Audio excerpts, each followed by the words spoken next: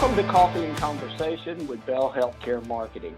I'm Chuck Adams, and today we're going to dig into how COVID-19 has changed the talent pool in the aesthetic space.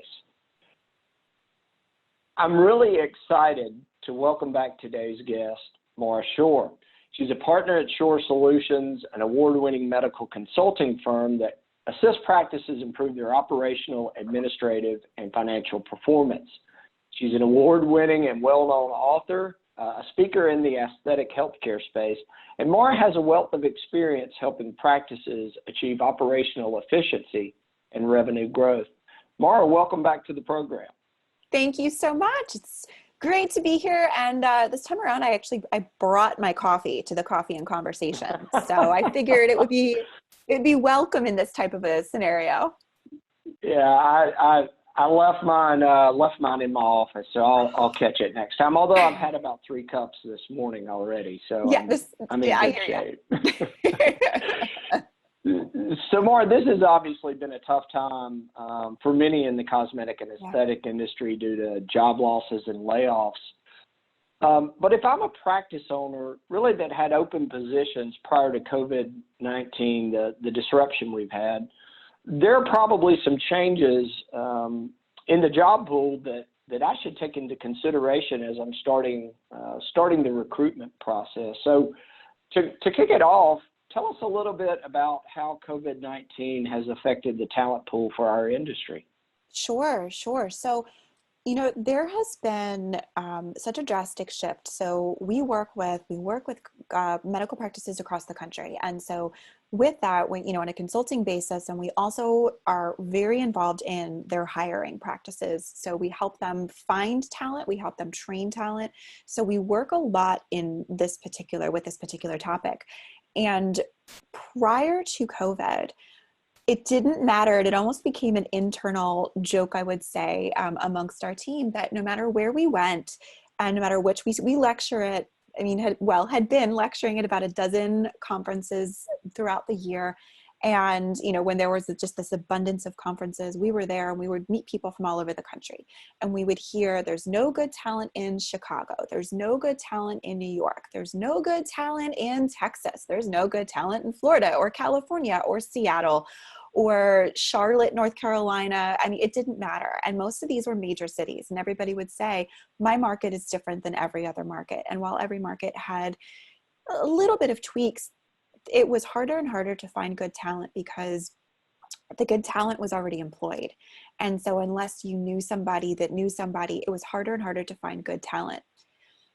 All of that has shifted because this has opened up when the majority of practices laid off the majority, if not all, of their team members, including their providers, but really their marketing coordinators, their patient care coordinators. And I'm not saying that this happened at every single practice, but it happened at a majority of the practices. And so this did a couple of things. Number one, there are people in that situation on the employee side that are no longer going to have positions perhaps to come back to. If the practice wasn't doing okay financially before, the practice may not reopen, unfortunately, which is going to leave this talent pool of new employees. It's also opened up, which we've seen, people that maybe weren't happy in their current practice, but they were loyal and they were going to stay there no matter what. Yeah.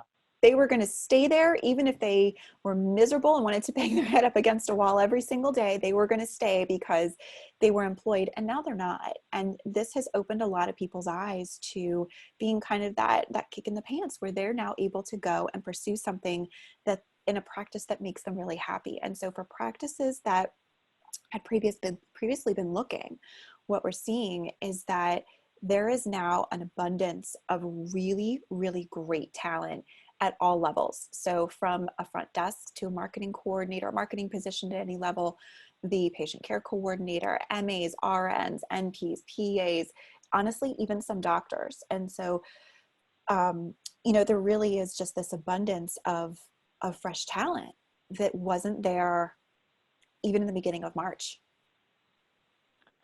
Yeah, no, absolutely. I think all the things you just described certainly have changed the landscape. In addition to some of the manufacturers and technology companies that have had layoffs during this time is significantly added to the job the talent pool. Let me ask you this: how can practices best take advantage of the amount of new talent that's available? We are encouraging all of our clients to start the search now.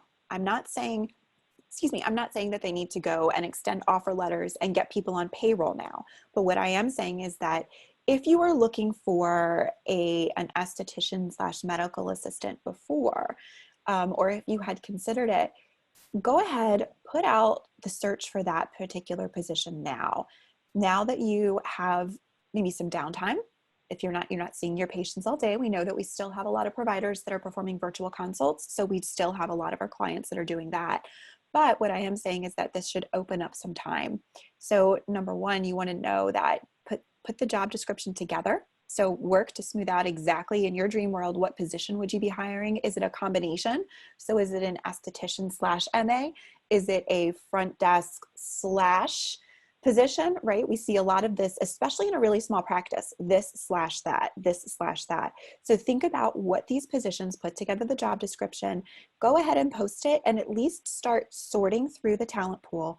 And I would also say start scheduling phone interviews. And then if you get far enough into that process, schedule a Skype, Zoom, FaceTime, etc. interview. So don't go ahead and meet in person during COVID lockdowns or quarantines, et cetera, right? Not during shutdown, but you want to make sure that you're taking the process far enough so that when you do open, you're able to meet in person.